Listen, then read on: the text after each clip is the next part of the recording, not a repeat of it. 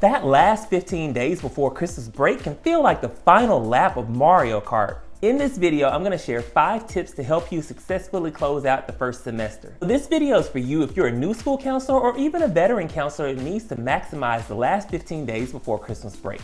Number 1, a mid-year evaluation. Send out a simple survey or evaluation to your teachers and students so that they can rate the effectiveness of your school counseling program. This includes individual sessions, classroom lessons, programs, events, all of that you've done for the school. You want to get that feedback because it's really important. They always say that feedback is a gift. So do like Monica and don't take it personal. Even if you get negative feedback, it's only going to help you grow and be better as a school counselor so that you can meet the needs of your community and your school. So let me give you 3 very simple tips not to take feedback personally. When you get it, stop, breathe, and reflect. It's only going to help you grow and be better. Number 2, it's time to update your bulletin boards. You can either do a holiday themed bulletin board or you can refresh those coping skill bulletin boards that are really helpful for our students. Bulletin boards are a very simple and powerful way to enhance your school counseling program and to get your message out to your students and your staff.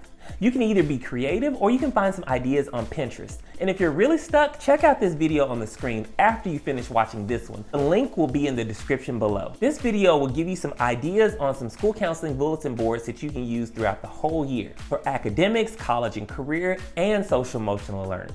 Number 3, rethink your school counseling strategy. This is where you take your feedback from that mid-year evaluation and you think about what's worked and what hasn't worked, or what you would like to do more of or less of for the next semester.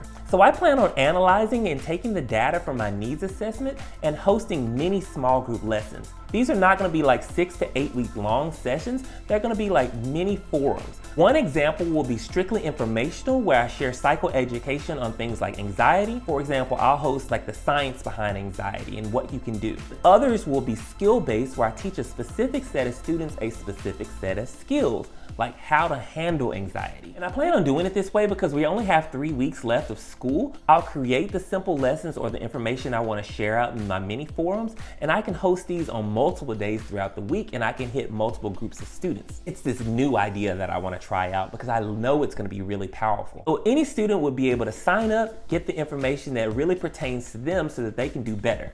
And of course, I plan on coming up with a system to track who comes to these sessions and follow up with them and see if they're actually using these skills. This is something new I plan on doing the last 3 weeks before Christmas break because it's going to allow me to see more students and make a greater impact on the information that I share. Number 4, be more proactive in your school counseling approach. This will help you so you don't feel like you're constantly putting out fires or running around like a chicken with your head cut off. I have a virtual calming corner that I created on Google Sites where it has information, resources on mental health supports for students when they're not able to see me. It has information about academics, mental health supports, social emotional learning, and college and career readiness lessons. It's a great way to, again, enhance your school counseling program, and it's really simple to make.